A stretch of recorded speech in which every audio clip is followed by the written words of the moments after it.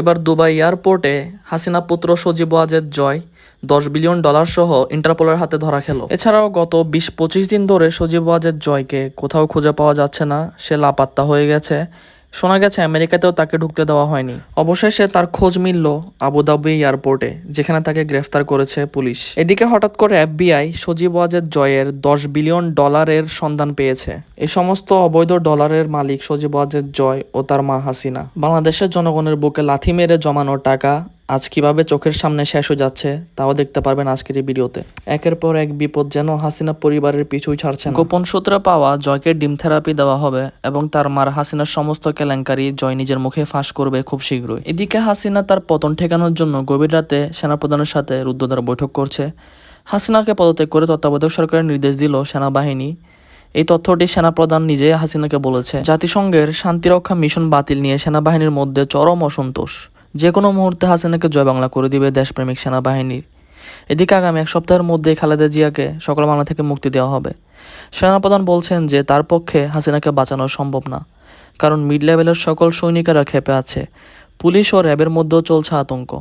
পুলিশের নিম্ন কর্মকর্তারা ক্ষেপে আছে। যে কোনো মুহূর্তে তারাও তাদের যে রাইফেলটি বিএনপির বিরুদ্ধে ব্যবহার করতে দিয়েছে সে রাইফেল দিয়ে হাসিনাকে মাটিতে ফেলে দিবে। জয়ের গ্রেফতার হওয়া নিয়ে এখন আওয়ামী লীগের মধ্যে আতঙ্ক ছড়িয়ে পড়েছে। তারা কিভাবে তাদের এই অবৈধ সম্পত্তি রক্ষা করবে তা নিয়ে তারা পাগল হয়ে, হন্য হয়ে, মরিয়া হয়ে দেশ বিদেশ ছুটে বেড়াচ্ছে।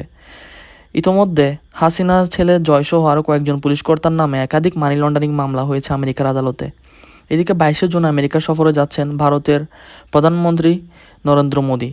শেখ হাসিনার কার্যালয়ের একটি বিশ্বাসযোগ্য সূত্র জানিয়েছে, বাইডেন প্রশাসন নরেন্দ্র মোদীর টিমকে সরাসরি জানিয়ে দিয়েছে বাংলাদেশের গণতন্ত্র ইস্যুতে আমেরিকা কোনো ধরনের নেগোসিয়েশন করবে না। আমেরিকা তাদের অবস্থানে অনড় থাকবে।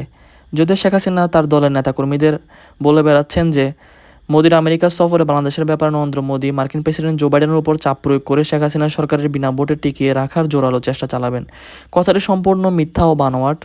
দিল্লি গতকাল শনিবার রাতে শেখ হাসিনাকে স্পষ্ট জানিয়ে দিয়েছে তাদের আর কিছুই করার নেই। অবশেষে হাসিনাকে ভারত থেকেও রেড সিগন্যাল দিয়ে দিল। দর্শক, ইতিমধ্যে আপনারা টের পেয়েছেন যে হাসিনার অবস্থা কী পরিমাণ খারাপ। তাদের পায়ের নিচে আসলেই কোনো মাটি নেই। প্রয়োজনে মরতে রাজি, ক্ষমতা ছাড়তে না। তো দর্শক, আজকের অত্যন্ত গুরুত্বপূর্ণ শেখ হাসিনাকে হত্যার লক্ষ্য নিয়েই বিদেশিদের তাবেদারি করছে বিএনপি নাসিম।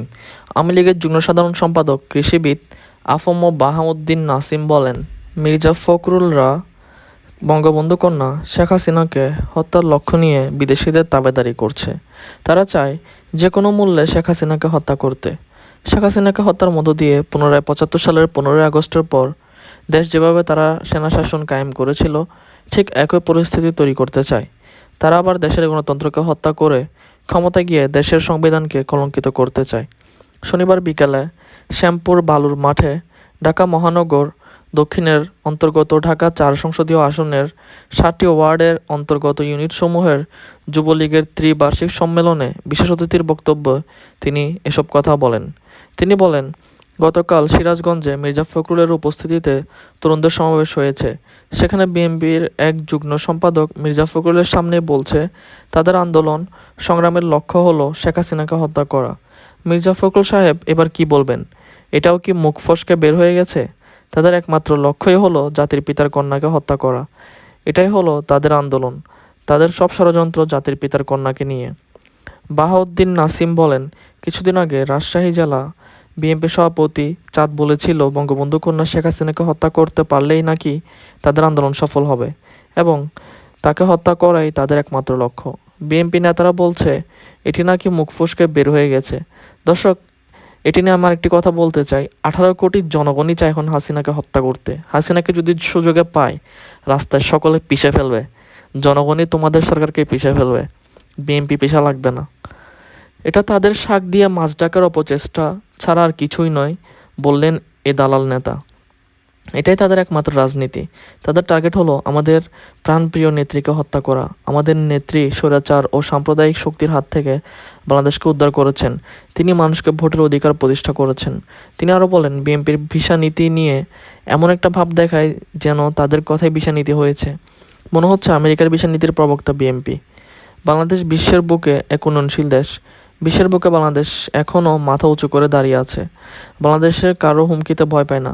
ঢাকা মহানগর যুবলীগ উত্তরের ভারপ্রাপ্ত সভাপতি মঈনুদ্দিন রানার সভাপতিত্বে ও ভারপ্রাপ্ত সাধারণ সম্পাদক এইচ.এম. রেজাউল করিম রেজার সঞ্চালনায় সম্মেলন উদ্বোধন করেন আওয়ামী লীগের চেয়ারম্যান শেখ ফজলে শামস পরশ ও প্রধান বক্তা হিসেবে উপস্থিত ছিলেন আওয়ামী লীগ যুবলীগের সাধারণ সম্পাদক মনিরুল হোসেন খান নিখিলা। সম্মেলন প্রধান অতিথি হিসেবে উপস্থিত ছিলেন আওয়ামী লীগের প্রেসিডিয়াম সদস্য অ্যাডভোকেট কামরুল ইসলাম এমপি। বিশেষ অতিথি হিসেবে আরও উপস্থিত ছিলেন আওয়ামী লীগের কেন্দ্রীয় কার্যনির্বাহী সদস্য ও ঢাকা ৪ আসনের সাবেক সংসদ সদস্য অ্যাডভোকেট সানজিদা খানম, ঢাকা মহানগর দক্ষিণ আওয়ামী লীগের সভাপতি বীর মুক্তিযোদ্ধা আবু আহমেদ মান্নাফি। এদিকে হাসপাতাল থেকে বাসায় ফিরেছেন বেগম জিয়া। শারীরিক নানা পরীক্ষা নিরীক্ষা ও চিকিৎসা শেষে রাজধানীর এবারকেয়ার হাসপাতাল থেকে গুলশানের বাসায় ফিরেছেন বিএনপির চেয়ারপারসন বেগম খালেদা জিয়া। মেডিকেল বোর্ডের সিদ্ধান্ত অনুযায়ী হাসপাতাল কর্তৃপক্ষের ছাড়পত্র নিয়ে শনিবার সন্ধ্যা ৬টা ৩৫ মিনিটে তিনি গুলশানের বাসায় ফিরোজের উদ্দেশ্যে রওনা দেন এবং রাত ৮টার দিকে বাসায় পৌঁছান। দলের ভাইস চেয়ারম্যান ও তার ব্যক্তিগত চিকিৎসক অধ্যাপক ডক্টর এজেড.এম. জাহিদ হোসেন এ তথ্য নিশ্চিত করেছেন। হঠাৎ অসুস্থ হয়ে পড়লে গত ১৩ জুন রাত ১:৩০টার দিকে বিএনপির চেয়ারপারসনকে এবারকেয়ার হাসপাতালে নিয়ে যাওয়া হয়। এরপর তার স্বাস্থ্য পরীক্ষা নিরীক্ষা করে ভর্তির সিদ্ধান্ত নেন চিকিৎসকরা। সেখানে অধ্যাপক ডক্টর শাহাবুদ্দিন তালুকদারের নেতৃত্বে মেডিকেল বোর্ডের তত্ত্বাবধানে বেগম খালেদা জিয়ার চিকিৎসা চলে। টানা ৫ দিন চিকিৎসা নেওয়ার পর শনিবার বাসায় ফিরলেন তিনি। হাসপাতাল থেকে ফেরার সময় একই হাসপাতালের সিসিইউতে চিকিৎসাধীন দলের স্থায়ী কমিটির সদস্য ডক্টর খন্দকার মোশাররফ হোসেন তার বিছানা থেকে উঠে এসে দরজার সামনে দাঁড়িয়ে দলীয় চেয়ারপারসনকে বিদায় জানান।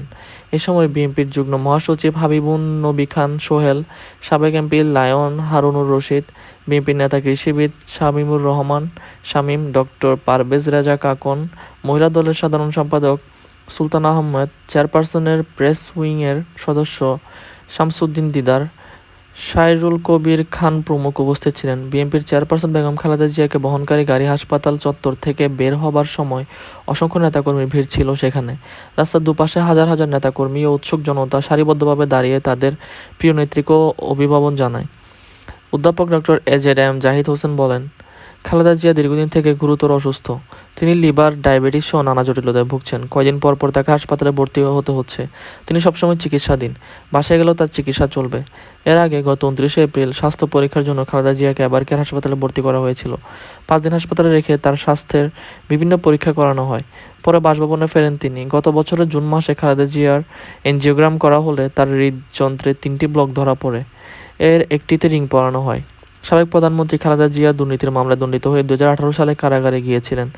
দেশে করোনা মহামারী শুরুর পর পরিবারের আবেদন পরিপ্রেক্ষিতে ২০২০ সালের ২৫শে মার্চ তাকে সরকারি নির্বাহী আদেশে সাময়িক মুক্তি দেয় সরকার। এরপর থেকে তার দণ্ডাদেশ স্থগিতের মেয়াদ ৬ মাস করে বাড়ানো হচ্ছে। তবে বিএনপির এই দুর্দশার দিন খুব শীঘ্রই শেষ হতে যাচ্ছে। সামনে যে অবস্থা দেখা যাচ্ছে তাতে মনে হয় না হাসিনার গদি টিকবে। হাসিনা ইতিমধ্যে শাড়ি খুলে পালানোর অবস্থা হয়েছে। তার হাতে কোনো অপশন নেই। আমেরিকা তাকে টুটি চেপে ধরেছে। তার নিঃশ্বাস বন্ধ হয়ে যাচ্ছে। চারদিক থেকে তার উপর বিপদ আসছে। আওয়ামী লীগের পায়ের নিচের মাটি ধসা অলরেডি শুরু হয়ে গেছে। দর্শক, ধন্যবাদ আপনাদেরকে আজকের ভিডিওটি না টেনে শেষ পর্যন্ত দেখার জন্য।